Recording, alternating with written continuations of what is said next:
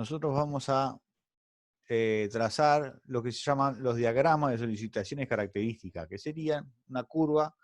Nosotros vamos a tener representados los valores punto a punto, a lo largo del eje de la viga, de cuánto vale cada una de esas solicitaciones.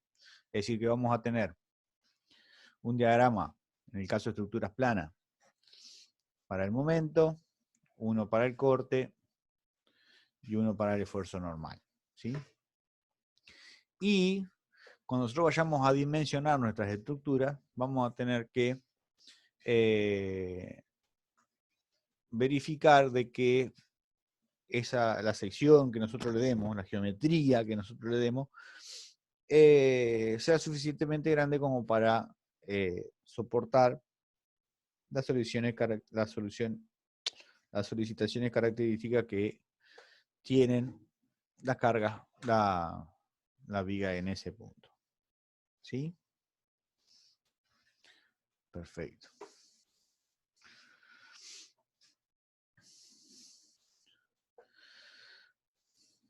Ahora, si nosotros tenemos cargas que no son ortogonales con respecto al eje longitudinal de la viga, vamos a tener todos los tipos de solicitaciones características. Es decir, vamos a tener momento flector, vamos a tener esfuerzo de corte, vamos a tener esfuerzo normal. ¿Sí? Si las cargas que actúan son perpendiculares al eje longitudinal de la viga, vamos a tener esfuerzos de momento flector y de esfuerzo de corte. ¿Sí? Ahora, ¿qué es lo que pasa? Podemos tener distintos tipos de cargas, ¿no es cierto? Podemos tener cargas distribuidas, podemos tener cargas concentradas, o podemos tener pares de fuerza aplicados. ¿Sí?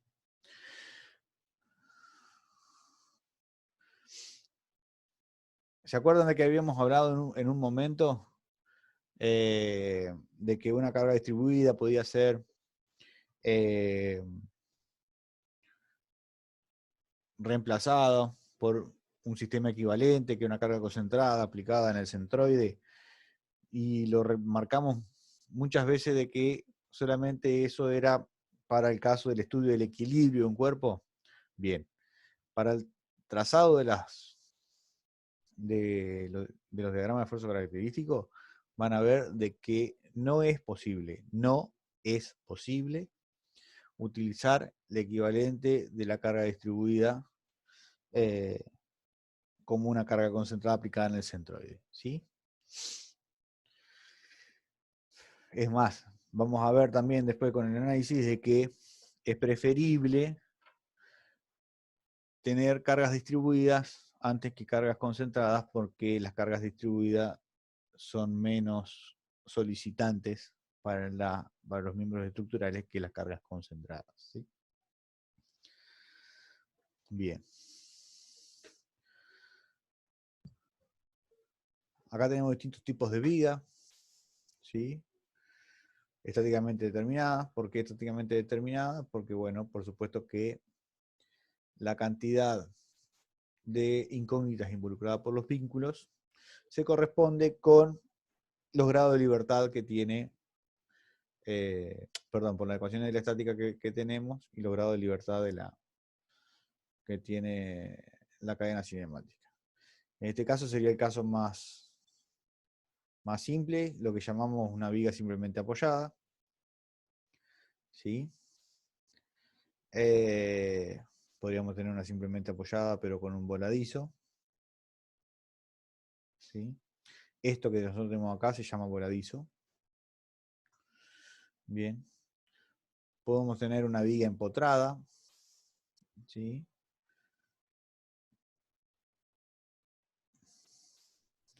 O bien podemos tener una cadena cinemática, como en este caso, ¿sí? Que se llama una viga continua articulada, donde tenemos una chapa acá, ¿sí? Y otra chapa acá.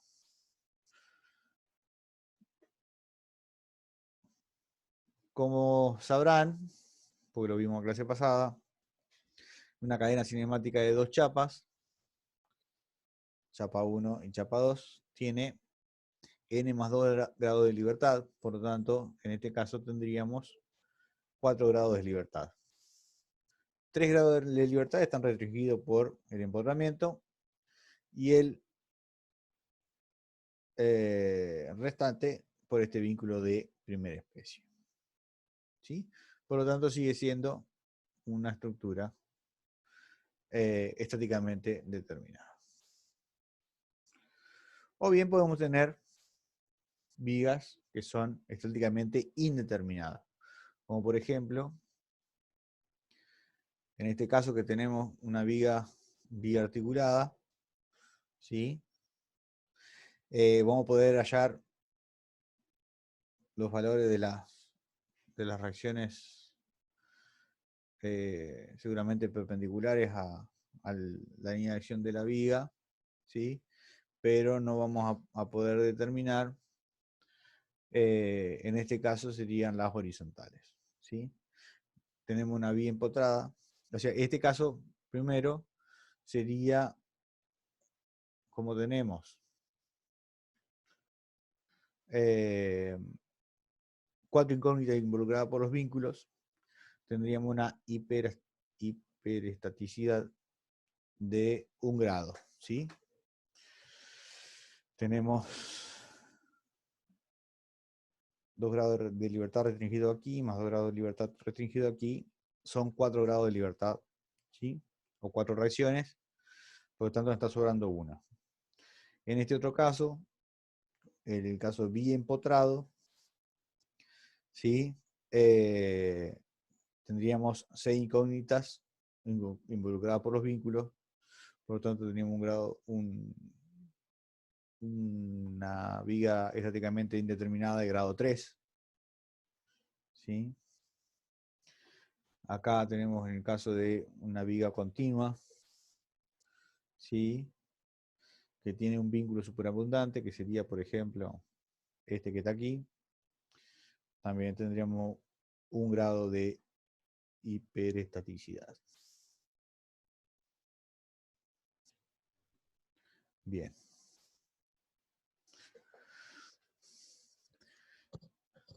Por supuesto que para poder dibujar los diagramas de fuerzas característicos, tenemos que establecer un criterio, ¿sí? O una convención de signos, ¿sí? Decir cuáles son los esfuerzos que son positivos y cuáles son los esfuerzos que son negativos. ¿Sí? Bien, perfecto. Entonces, vamos a establecer, ¿sí? Que en el esfuerzo de corte,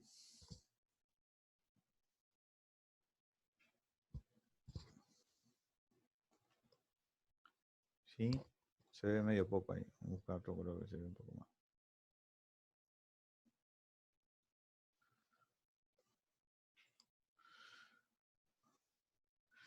Si en el esfuerzo de corte, la sección izquierda quiere subir respecto de la derecha, el esfuerzo de corte es positivo. ¿Sí? Como vemos aquí, la parte izquierda quiere subir respecto de la parte derecha. Eso es positivo. Para el momento flector,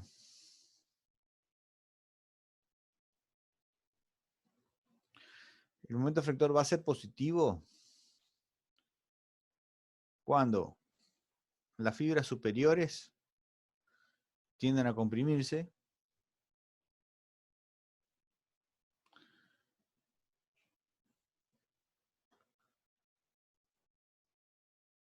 y las fibras inferiores tiendan a traccionarse. Eso va a ser un esfuerzo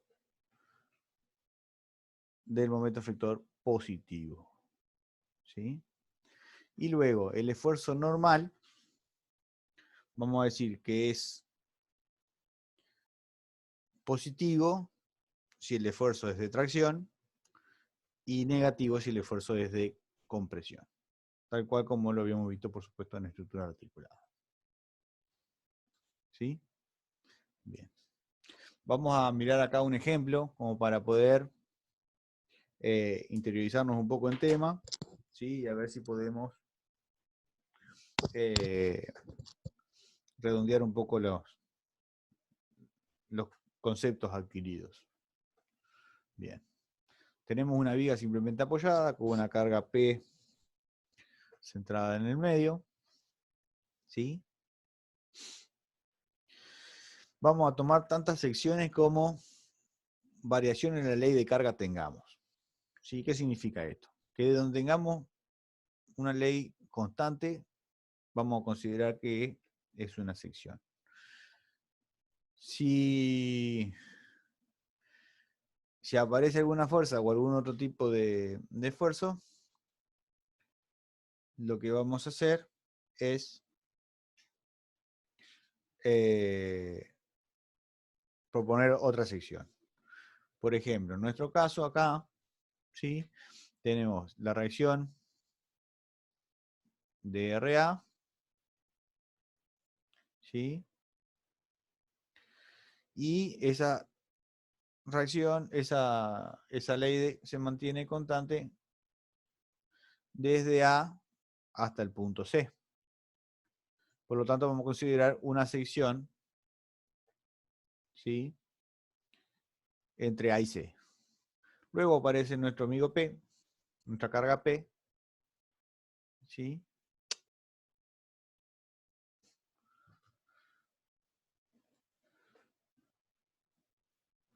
Y luego desde aquí hasta B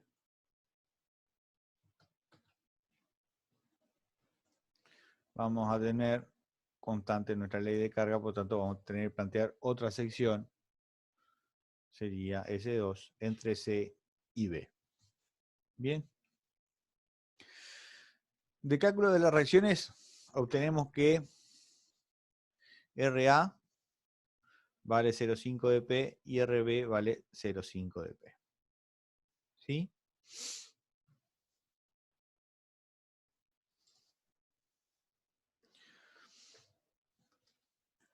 La sección S1, que está considerada acá, va a variar desde X igual a 0, acá tendríamos que poner un par de ejes coordenados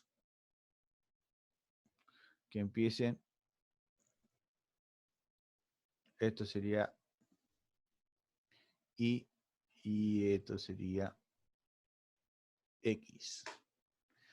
Y la variación de X para la sección S1 va a ser desde 0 hasta L sobre 2. ¿Sí? Esto sería X. Bien, entonces.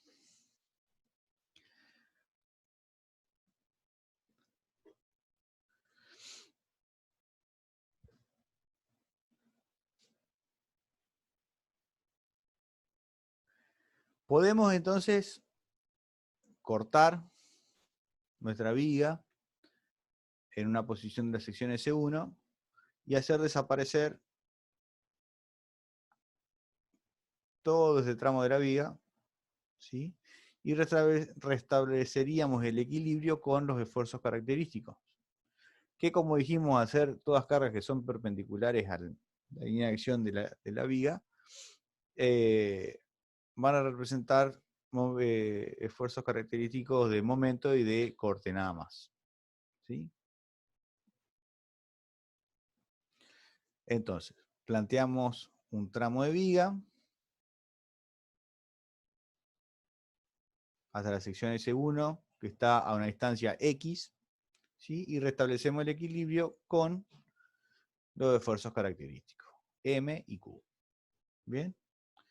Y ahora lo que tenemos que hacer es plantear sumatoria de fuerzas de sumatoria de momento, para estudiar el equilibrio de ese pedazo. Porque ese pedacito, si nosotros bien le sacamos una parte de la viga, ese pedacito sigue estando en equilibrio. ¿Sí? Entonces, si hacemos la sumatoria de fuerzas proyectadas según el eje Y, igual a 0, tenemos más 0,5 de P menos Q igual a 0. ¿Sí? Fíjense que al tomar que el corte está a la derecha de S1, lo pusimos positivo y apuntando hacia abajo. ¿Sí? ¿Por qué? Porque si la parte izquierda quiere subir respecto a la parte derecha, sería lo mismo que decir que la parte derecha quiere bajar respecto de la izquierda. Bien, entonces ponemos acá los sentidos positivos de los esfuerzos característicos. ¿Sí? Entonces tendríamos 0,5 de P menos Q igual a 0. Por lo tanto, nos queda que Q igual a 0,5 de P. Y si hacemos la sumatoria de momentos respecto de el punto de S1 de la fuerza que tenemos a la izquierda, nos quedaría 0,5 de P multiplicado por X menos M igual a 0. ¿Sí? Y acá podemos plantear, podemos ver acá que la ecuación que nos da es una recta. ¿Sí? Porque va a depender de nuestra variable X. ¿Sí? Para poder trazar esa recta, tenemos que establecer dos puntos. ¿Sí? Si X vale 0, esta ecuación por supuesto que vale 0. 0,5 de P, no importa el valor que tenga, multiplicado por 0 da 0. ¿Sí? De aquí, MA, ¿sí? O momento flector en A, sería igual a 0. Para X igual a L sobre 2, ¿sí? Nuestro X, ¿sí? Va a estar ubicado justo un infinitésimo antes de que aparezca P. ¿Sí? Por lo tanto, nos queda 0,5 por P por L sobre 2. ¿Sí? 0,5 de P sería lo mismo que P sobre 2. Nos quedaría P sobre 2 por L sobre 2 igual a P por L sobre 4. ¿Sí? Una vez que tenemos los valores del esfuerzo característico entre A y C, vamos a un infinitésimo después de P, ¿sí? Y tomamos la sección que está más a la derecha de P, ¿sí? Donde tenemos la sección S2. ¿Sí?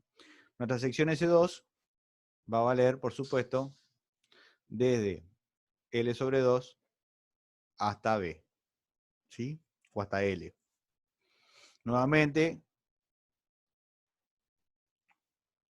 tomamos la sección S2, perdón,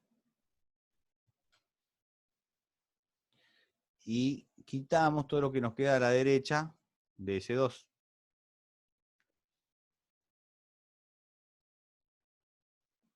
Bien. Y restablecemos el equilibrio con los esfuerzos característicos, ¿sí? Lo mismo que teníamos del otro lado. M y Q, ¿sí? Momento flector y corte. Bien. O bien podemos tomar, como bien se muestra acá, la parte derecha y restablecer el equilibrio con los esfuerzo característico de la parte izquierda. ¿Sí?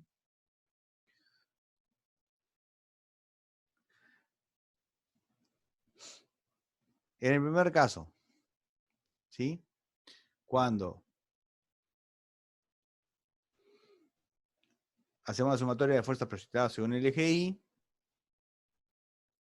nos quedaría 0,5 de P menos Q igual a 0. Por lo tanto, nos quedaría más 0,5 de P menos P, nos queda menos 0,5 de P, menos Q igual a 0, Q es igual a menos 0,5 de P. Y el momento flector, la sección S, que sería en el punto aquí,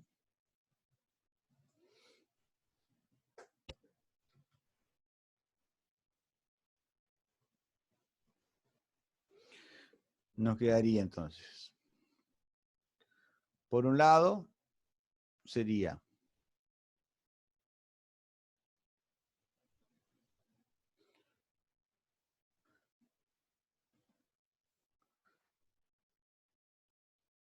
0,5 de P multiplicado por todo este X. ¿Sí? Entonces nos queda 0,5 de P por X. Como tiene sentido de giro tal que las fibras superiores se comprimen y las de abajo se traccionan, es positivo. ¿Sí? Ahora, cuando llegamos a L sobre 2, aparece P. ¿Sí? La distancia que nosotros tenemos desde P hasta la sección S2 va a ser todo este X menos esto que sería L sobre 2. ¿Sí? Por lo tanto, este tramo nos queda X menos L sobre 2. ¿Sí? Entonces nos va a quedar P por X menos L sobre 2. Menos el momento igual a 0. Fíjense que tanto el sentido de giro de P respecto de S2 como de M respecto de S2 son iguales, por lo tanto esos dos términos van con signo negativo. Este y este. Aplicando distributiva y despejando M, nos queda que el momento va a ser igual a P por L sobre 2 menos P por X sobre 2. Justo en el medio, ¿sí? Cuando X vale L sobre 2, ¿sí? Nos quedaría P por L sobre 2 menos P por L sobre 2 dividido 2. O sea, nos quedaría P por L sobre 4. Por lo tanto, el momento flector es, por el momento en C, sería P por L sobre 4. ¿Sí? Y cuando llegamos a L, nos queda P por L sobre 2 menos P por L dividido 2. ¿Sí? Por lo tanto, nos queda igual a 0. Que sería también otra recta. ¿Bien? Fíjense que en el caso, justo en el centro, de un lado o del otro de P, el valor del momento efector es exactamente el mismo. Trazando entonces los diagramas, nos queda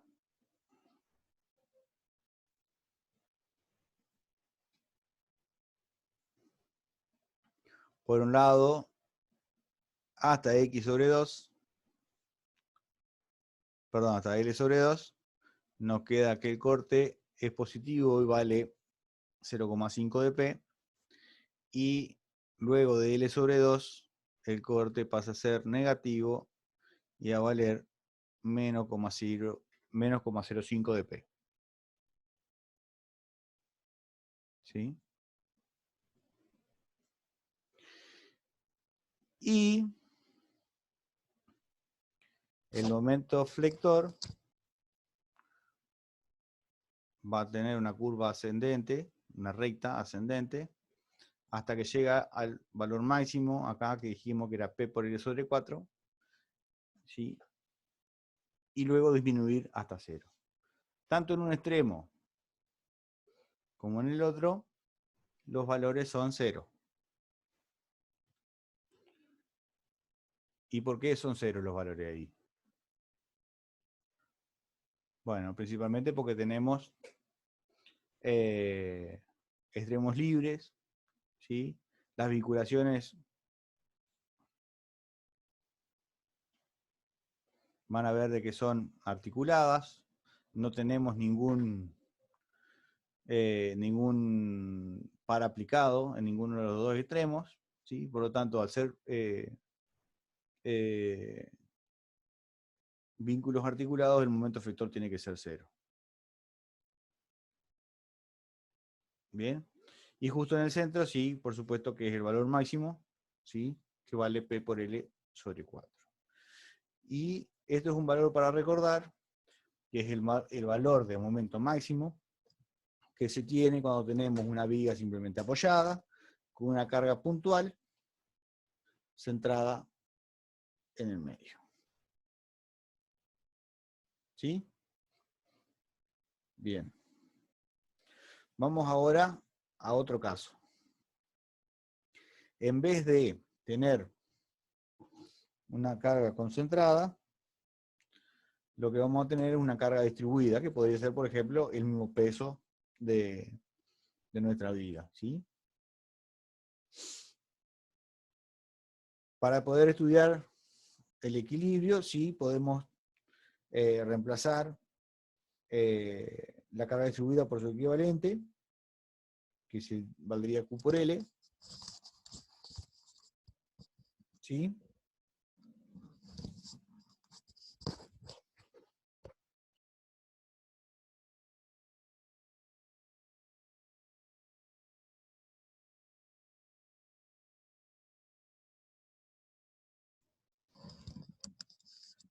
Perdón, se me cortó internet. He vuelto. Bien.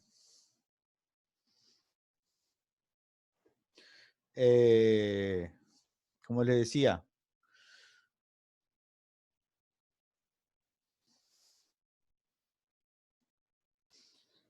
vamos a tomar otro ejemplo que sería el de una carga de una viga simplemente apoyada con una carga distribuida, ¿sí? Que como dijimos podía ser el,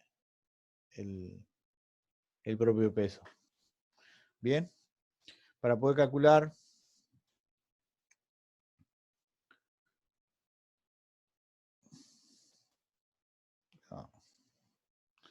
el valor de la reacción,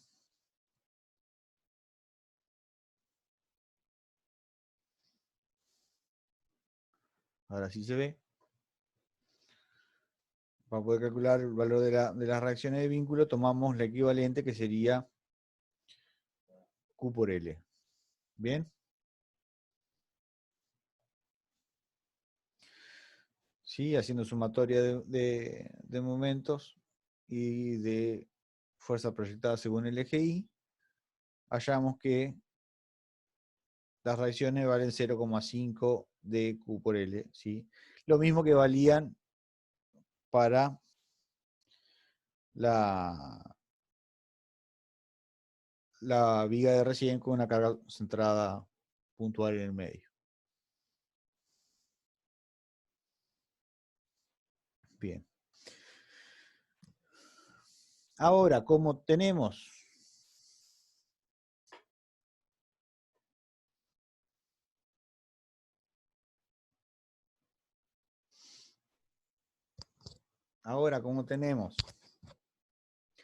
que nuestra ley de carga no varía a lo largo de toda la viga, ¿sí? Porque la ley de carga sigue siendo siempre Q, ¿sí? No existe ninguna alteración en el medio. Vamos a plantear una sola sección que sería la sección S1, ¿sí? que está a lo largo de todo L, ¿sí? Bueno, entonces vamos a quitar esta porción de viga que tenemos acá.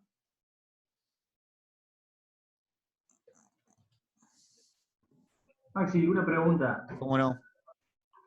¿Siempre quitamos la parte derecha de la viga? Sí, En cualquier lado que estemos de la viga, ubicado.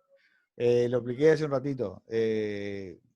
Tanto la resultante izquierda como la resultante derecha son iguales, pero en sentido contrario, ¿sí? Ajá. Cuando venimos Bien. trabajando, depende por ahí la complejidad de nuestro ejercicio, o nuestro sistema de carga, es posible directamente tomar la sección y volver y quitar la parte izquierda en vez de la parte derecha. Claro. Y el análisis Joya. normalmente se hace quitando la parte derecha, pero se puede quitar cualquiera de las dos. Ah, listo. Joya. Gracias, Maxi. De nada. Bien. Como decía, quitamos la parte derecha y restablecemos el equilibrio con los esfuerzos característicos, ¿sí? Y hacemos sumatoria de fuerzas proyectadas según el eje Y y sumatoria de momentos respecto del centroide.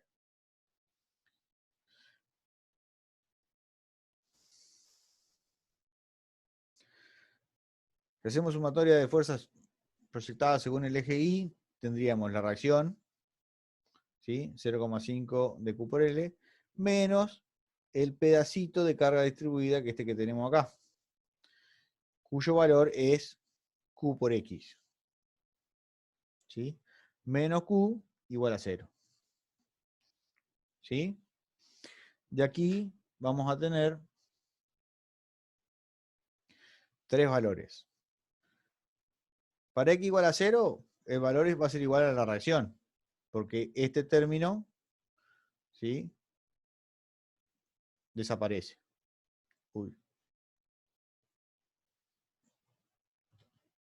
Desaparece. ¿Sí? Cuando X vale L sobre 2 o 0,5 de L, ¿sí? Este término y este otro término y este otro término son iguales, ¿sí? Por lo tanto nos queda que Q es igual a 0. Y luego, en X igual a L, ¿sí?, nos queda 0,5 de Q por L por X menos Q, perdón, estoy hablando mentiras. Nos queda 0,5 de Q por L menos Q por L, nos va a quedar menos 0,5 de Q por L. ¿Sí? Por lo tanto, nuestro diagrama pasa a ser una recta que va desde 0,5 de Q por L hasta menos 0,5 de Q por L. ¿Sí? Fíjense la diferencia entre el diagrama de corte de la viga anterior y el de este. ¿Qué pasa? Nosotros a medida que nos vayamos moviendo, ¿sí?, a lo largo de X, ¿sí?, el valor de la carga distribuida pasa a ser cada vez más representativo, ¿sí? Entonces va a ir variando ese esfuerzo. Empezamos con un esfuerzo grande que sería la reacción y le vamos a ir, entre comillas, descontando el valor de la carga distribuida hasta que se igualan ambos valores en el punto central para después cambiar de signo y ser compensado a lo último, o lo que se dice cerrar, con la reacción de vínculo del otro lado. ¿Sí? Para poder continuar con esto, paro la